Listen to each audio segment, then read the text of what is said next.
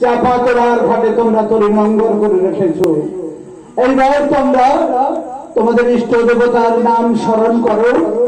আমি আমার ইষ্ট দেবতাকে স্মরণ করে তোমাদের তরির মাঝে যাব, আর তোমরা শিব শিব বলে শুভযাত্রা আরম্ভ করবে। জয় শিব শম্ভু, জয় শিব শম্ভু।